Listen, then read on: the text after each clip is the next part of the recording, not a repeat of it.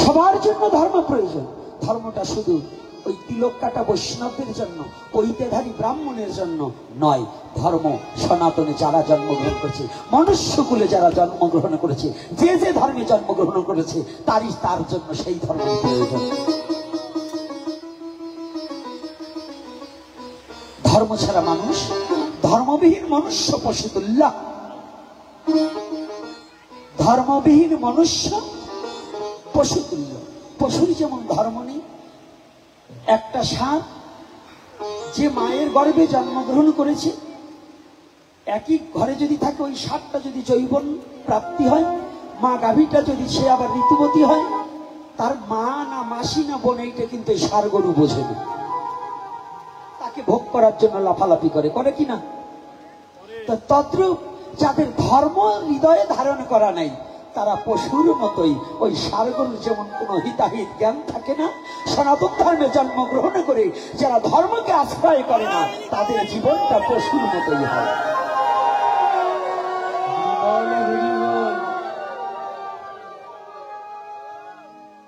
এর চেয়ে ভালো কথা আমি জানি না। তাহলে শ্রীমদ্ ভগবত গীতায় কি বললেন? অর্জুন,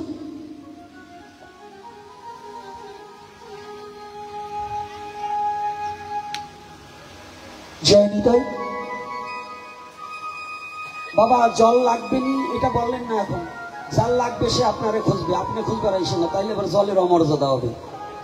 যার না লাগবে সেও এক বোতল নিয়ে রাখবে, কারণ আমরা তো বাঙালি, ফাও পেলে আলকাতরাও খাবো, এটা না অপচয় করার দরকার। এইবার দেখুন, অর্জুনকে উপলক্ষ করে বললেন, অর্জুন তুমি যুদ্ধ করতে ভয় পাচ্ছ, তুমি মৃত্যুর জন্য তোমার আত্মীয় স্বজন মারা যাবে, এগুলো আগেই মরে বসে আছে। আবার বললেন, তুমি কাকে মারার কথা বলছো?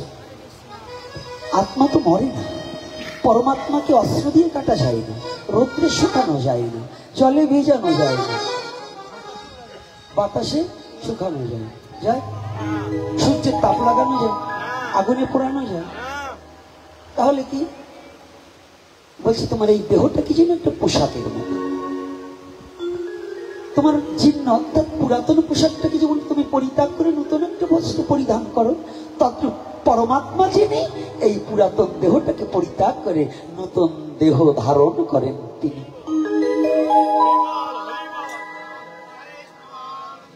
কথাটা কি বুঝতে পেরেছি?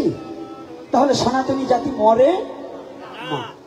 তাহলে মরে না যদি, তাহলে আমরা কেন মৃত্যু দিবসই বলি, মৃত্যু দিন বলি? এটা আমাদের এক প্রকারের অজ্ঞতা, মানে জানা নেই যে ওটা কি হবে। এটার নাম হচ্ছে স্মরণ সভা। কেন স্মরণ? এবং আর একটা জায়গায় বলা যায় বিরহ তিথি। আমরা যে দিবসই করি না আপনাদের অঞ্চলে, আমাদের অঞ্চলে আগে আমরা জানতাম যে ওই যেদিন দেহ রাখে সেই দিনকার ভোগ লাগায়, কিন্তু শাস্ত্রে এটা বলেনি কোন তিথিতে দেহ রেখেছে, এই তিথি অনুপাতে কার্যকরী হবে, দিন নয় তিথি। তার মধ্যে যদি একাদশী তিথিতে দেহ রাখে, একাদশীর দিনে কোনো অন্ন ভোগ করা যাবে না। একাদশীর দিনে যদি শ্রাদ্ধ পর্যন্ত করে, দাতা ভোক্তা গৃহীতা এই তিন পুরুষই নরকে যাবে। একাদশীর দিনে শ্রাদ্ধ পর্যন্ত নিষিদ্ধ। ভোগ রাখ, হ্যাঁ ভগবানকে ভোগ দিতে পারবেন, কারণ ভগবানের একাদশী নেই, কিন্তু আপনি গ্রহণ করতে পারবেন, আপনি গ্রহণ করতে পারবেন। তবে আমাদের সমাজে কিছু সংখ্যক লোক আছে, তারা নিজেরা ভগবানের দাবি করছেন যে আমরাই ভগবান। এই কারণ এক গ্রুপের বৈষ্ণব, তাদের নাকি একাদশী নাই। এক সমাজের বৈষ্ণব শ্রেণীর কিছু লোক আছে, তিনরা বললেন যে আমাদের একাদশী নেই, আমাদের একাদশী নেই। যদি কোনো বৈষ্ণব একটা গ্রন্থ থেকে প্রমাণ দিতে পারে যে আমার এই গ্রন্থে লেখা আছে যে বৈষ্ণবের একাদশী নেই, আমি তার কাছে মস্তক বিকৃত করে দেব। আমাকে একটা গ্রন্থ থেকে দেখাতে হবে যে একটা গ্রন্থে বলেছে বৈষ্ণবের একাদশী নেই। ভগবান শ্রীকৃষ্ণ চৈতন্য মহাপ্রভু তিনি নিজেই সাক্ষাৎ ব্রজেন্দ্র নন্দন। ভগবান শ্রীকৃষ্ণ চৈতন্য মহাপ্রভু তিনি নিজেকে বৈষ্ণব বলে দাবি করলেন না। আর আমার মতো দুরাচার লম্পট যদি বলি আমি বৈষ্ণব হয়ে গেছি, এটা কি কখনো সমাজের এবং ধর্মীয় দৃষ্টিকোণ থেকে সঠিক? আমি কিসের বৈষ্ণব? অমান তুমি বা বৈষ্ণব কিসের? নরোত্তমদাস ঠাকুর মহাশয় বললেন, অমান তুমি বা বৈষ্ণব কিসের? রাগ করছেন নাকি আমার কথাটা? কথাগুলো আগে ভালো করে জানতে হবে, তারপরে মানবেন কিনা মানবেন আপনার ব্যাপার। আগে জানুন শ্রীকৃষ্ণ চৈতন্য মহাপ্রভু কি বললেন? বৈষ্ণব হইতে মোর মনে ছিল সাত, ত্রিনাদপি শ্লোকেতে পড়ে গেলাম বাদ। ত্রিনাদপি শ্লোক কি? ত্রিনাদপি শুনেছেন? তরুরেব সহিষ্ণা না অমানেন মানদেন কীর্তনিয়া সদা হরি। তাহলে যেখানে সাক্ষাৎ ব্রজেন্দ্র নন্দন, কেন আমি ব্রজেন্দ্র নন্দন বললাম? শশীর নন্দনকে ব্রজেন্দ্র নন্দন কেন বললাম? অর্থাৎ যাকে আমরা কৃষ্ণ বলি সেই রাধা কৃষ্ণ দুহু অঙ্গ এক অঙ্গ হয়ে কলিতে গৌরাঙ্গ রূপে অবতীর্ণ হয়েছে। আমার সেই গৌর বললেন যে বৈষ্ণব হইতে মোর মনে ছিল সাত, ত্রিনাদপি শ্লোকিতে পড়ে গেলাম বাদ। যিনি বৈষ্ণব ধর্মের প্রবর্তক শ্রীমান গৌর হরি, তিনি যদি বলতে পারেন আমি বৈষ্ণব হতে পারলাম না। বৈষ্ণব চিনিবার দেবতার নাই শক্তি, বৈষ্ণব চিনেছে হরার পার্বতী।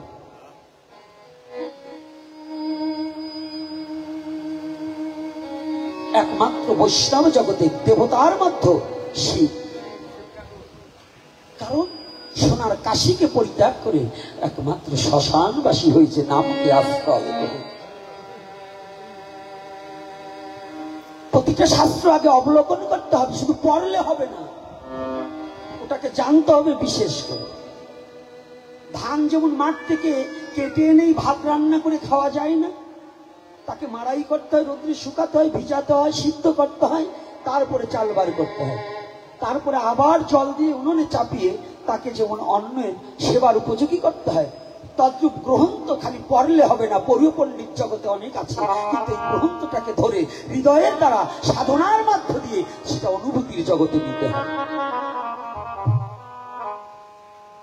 তবে যদি সনাতন ধর্মের তত্ত্বটা কিছু বোঝা যায়, তাহলে এখানে আমাদের স্মরণ উৎসব, কাকে স্মরণ করবো? কি এর উপর আলোচনা করবো? হ্যাঁ, আসার আগেই ফোন করে করে বলছে বাবা এইটির উপরে একটু আলোচনা করবেন, এইটির উপরে। একদিনে বাবা 8টা 10টার আলোচনা করা যায় না। যদি এর উপরে আলোচনা জানতে চান, যদি মহাপ্রভু আমাকে বাঁচিয়ে রাখে, এই সবাই সম্মিলিত অবস্থায় একজনের পক্ষে হয় না, কারণ আমাদের একটু খরচ বরচ বেশি, অনেক দূরের থেকে আসতে হয়। গাড়ি ভাড়া দিয়ে আমি ধর্ম প্রচার করতে পারবো না, কারণ আমার ইনকাম নাই। তো আমার ইনকাম আপনাদের চরণ। তো এই 5 দিন 7 দিন পাঠ দেবে, একটা টপিক্সের উপরে একটা আলোচনা করে চলে যাবো। 5 দিন 7 দিন না দিলে কিছু বুঝবেন না। এই 1.5 ঘন্টা 2 ঘন্টার জন্য এনে শুধু এই চেহারা দেখাই সার হয়, কিছু নাই। সবাই সহযোগিতা করবে, 5 দিন 7 দিন ওই একটা টপিক্সের উপরে আলোচনা 2-4 ঘন্টা করে করে চলে যাবো।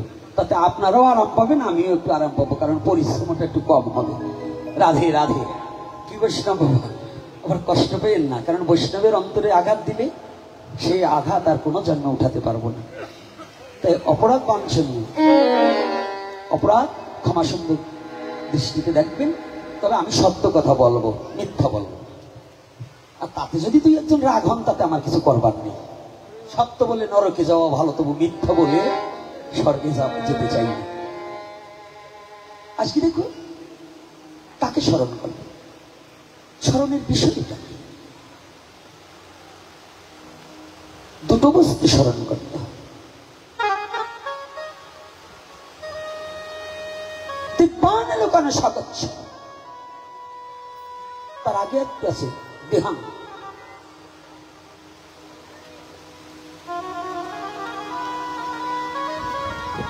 দেহাং সত্যাং দিব্যান লোকানো সাগচ্ছ। দিব্যান দিব্য একদিন, লোকান মানে দিব্য একদিন তুমি ছিলে। লুকান, তুমি লুকিয়ে যাচ্ছ। স্বগচ্ছ মানে স্ব মানে আমি, গচ্ছ মানে আমারও একদিন তোমার ওই পথটাকে গ্রহণ করতে হবে ভাই। চিরদিন আমি এই জগতে থাকবার আসিনি, আমারও এই মায়ার জগৎটাকে পরিত্যাগ করে তুমি যে স্বধামে যাচ্ছ আমিও আসিতেছি।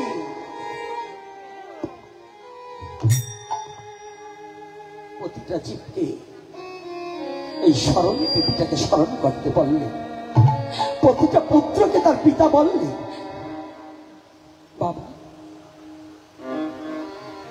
যেদিন আমি এহ লোকের মায়াকে পরিত্যাগ করি, আমি যেদিন চলে যাব, সেদিন তুমি একটু স্মরণ করো। আমি যে ভুলটা করেছি এ ভুলটা তুমি করো না। আমি ভুলে ভুলে ভুলে জীবনটাকে কাটিয়ে আমি আমার পরম পিতা জগদীশ্বর আমার ভগবানকে ভুলে বসে আছি, তুমি এ ভুলটা করো না। জানো এই অনিত্য সংসারটাকে, এই অনিত্য সংসারে জীব চিরদিন থাকে না। এই অনিত্য সংসারে মায়াকে পরিত্যাগ করে নিত্য ধামে যাওয়ার প্রয়াসে তুমি এই কথাটা স্মরণে রেখো যে আমি খালি হাতে এসেছি, আমি খালি হাতে চলে যাব। এই মায়ার জগতের কিছুই নেব না, তবে একটা জিনিস নিতেই হবে। একটা জিনিস নিয়ে এসেছি আর একটা জিনিস নিয়ে যেতে হবে। একটা হচ্ছে এসেছিলাম ভাগ্য নিয়ে, আর যেতে হবে কর্ম নিয়ে।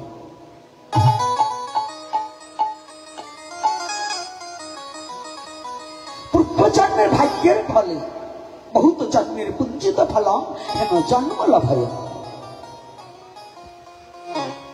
বহু বহু জন্মের পুণ্যের ফলে আজ সনাতন ধর্মে জন্মগ্রহণ করে তবে আবার মনুষ্য দেহ প্রাপ্তি হয়েছে।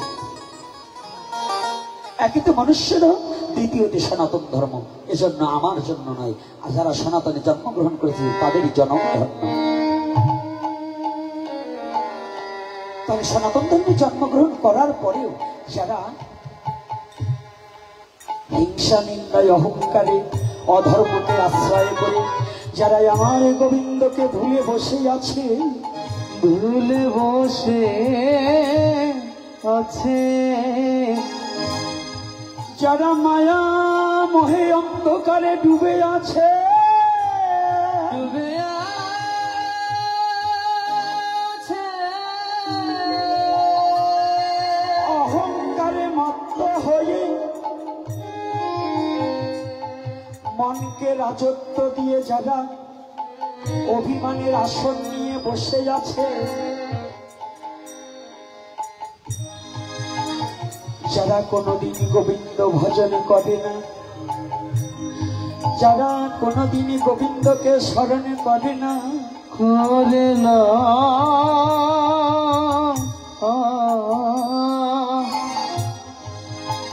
এই তিথিতে স্মরণ তিথিতে বিরহ তিথিতে প্রতিটা জীবের কর্তব্য তোমার মৃত্যু কথাকে স্মরণ করো। আর বেশি দিনের জন্য তুমি এ জগতে থাকতে পারিবে না। এ জগতে মরণ তোমার জন্য অপেক্ষা করবে না, করবে না। যখন তখন যেথায় সেথায় তোমাকে হানা দিতে পারে,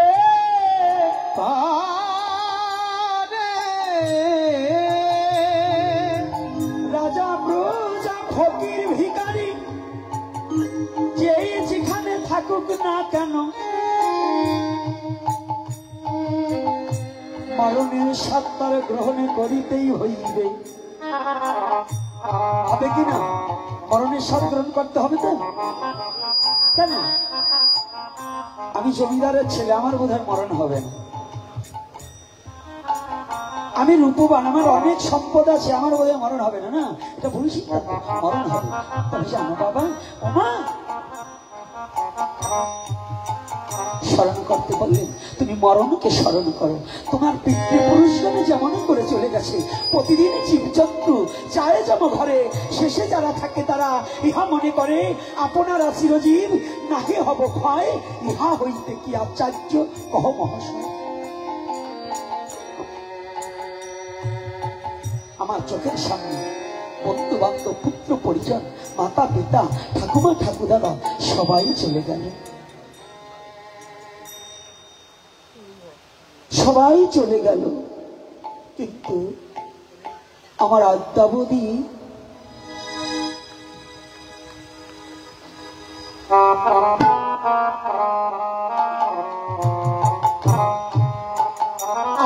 আমার জ্ঞান হলো না।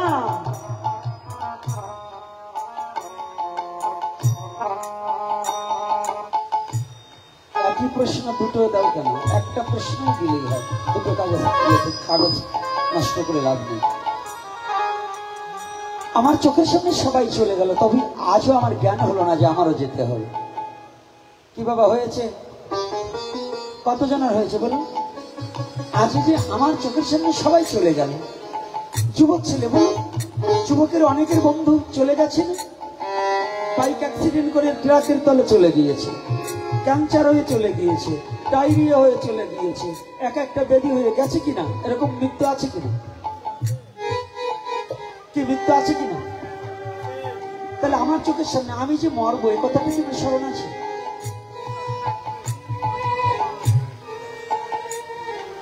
আমি যে মরে যাব, এই কথাটা কি আমার স্মরণ আছে? তাহলে আমার কর্তব্য কর্মটা কি? তাকে স্মরণ করবো। এই বিশ্ব জগতের কোনো বন্ধুকে নয়, কোনো বান্ধবীকে নয়, কোনো কাউকে স্মরণের নয়, একমাত্র স্মরণের বিষয় অনাবিরাদি গোবিন্দ।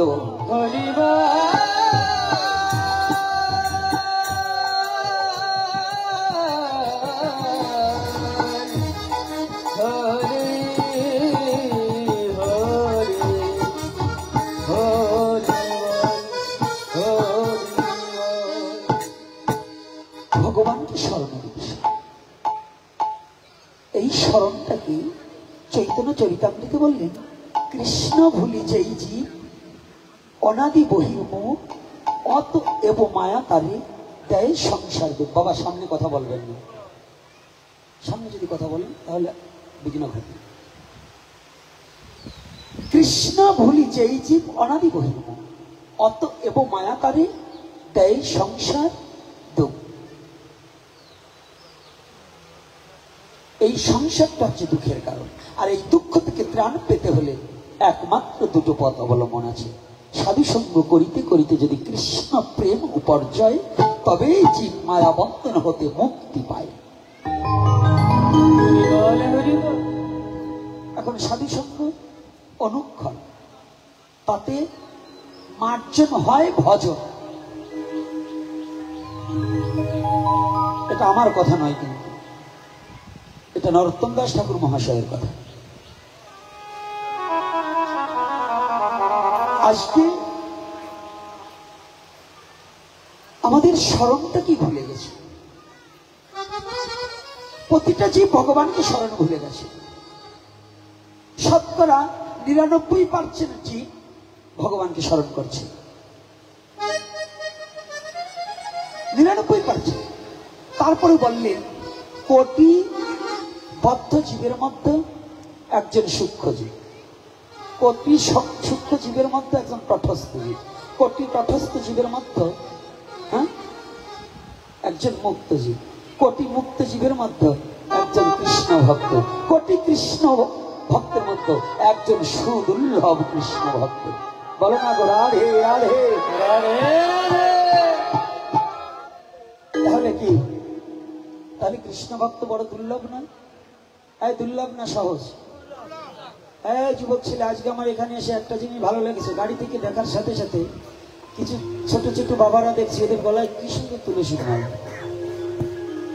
আমার দেখি আমার ছেলেটা বলছে, বাবা কি আর কিছু হোক বা না হোক, একটা জিনিস ভালো লাগছে। কি? প্রথমেই দেখি কয়টা তুলসীর মালাতে দেখছি গলায়, একটা আনন্দের বিষয়। বাহ, এটা চলুন না, আপনার দাঁড়িয়ে কথা বলার কোনো অধিকার নেই, আপনার লেখা দিবেন। ওই আসতে ওইভাবে না,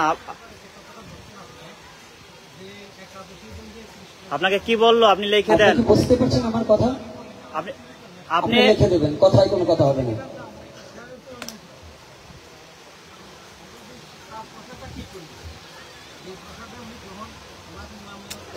আপনি এখানে আসেন, আপনি এখানে আসেন, এখানে এসে আলোচনা করেন। তাহলে তাকে কথা বলতে মানা করতেছে না? আপনার লিখে দিবেন, আপনি কাগজে লিখে দেবেন, আপনার কিছু বলার থাকলে আপনি লিখে দিবেন। আপনার পাঠের ভাবমূর্তি লেখা দিবেন, তার প্রশ্নের উত্তর হবে। আপনি দাঁড়িয়ে বলবেন, আরেকজন দাঁড়িয়ে বলবে, তখন এই আসরটার শৃঙ্খলতা বজায় থাকবে না।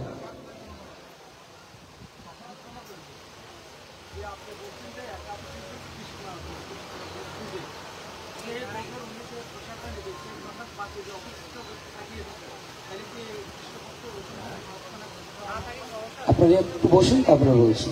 না, আপনার জন্য নয়, প্রসাদ অবশিষ্ট থাকবে, ওই প্রসাদ তারা পরের দিন পালন করিতে হইবে। শাস্ত্রের সিদ্ধান্ত জানতে হবে আগে। মন কল্পিত ভাবে কথা বললে কোনো কিছু গ্রহণ করা যাবে না। শাস্ত্রে কি আর মিথ্যা শিখায়? সকল শান্তির মূল শয়তান যাদের চাপলো ঘাড়ে, গাইল তারা ভুল। এই যাই তো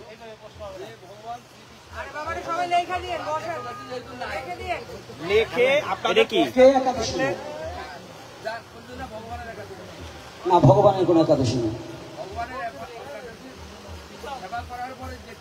এটা পরের দিন বলা হলো আপনার জন্য রাখবেন, ভগবানের জন্য না। আপনি কি জীব না শিব? তাহলে জীবের জন্য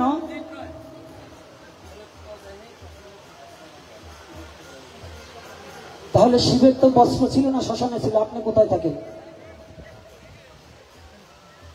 আপনি যখন শিব সাজবেন তখন তো আপনার বিশ্বজগতে সুদাতে যে গরল আহার করতে হবে, শ্মশানে থাকতে হবে, বোর করলেও ঘুমাবেন, ছেলে মেয়েও জন্ম দেবে, আবার আপনি শিব বলে দাবি করবেন, এটা তো মেনে নেওয়া যাবে না।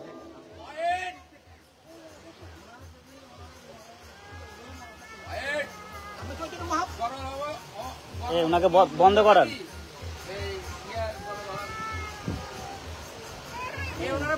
আরে পাঠে ভাবমূর্তি নষ্ট আছে, আপনি কি শুরু করছেন?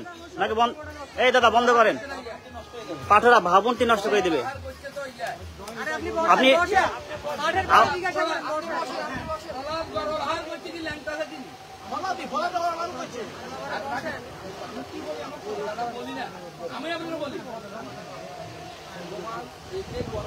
নষ্ট করতেছে, কি আজব।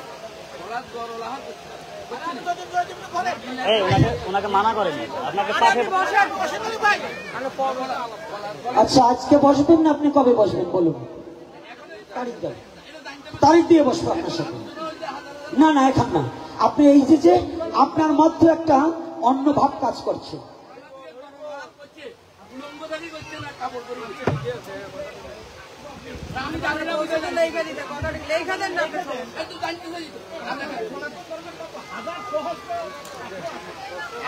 আরে বসেন না, পাঠটা নষ্ট হচ্ছে তো।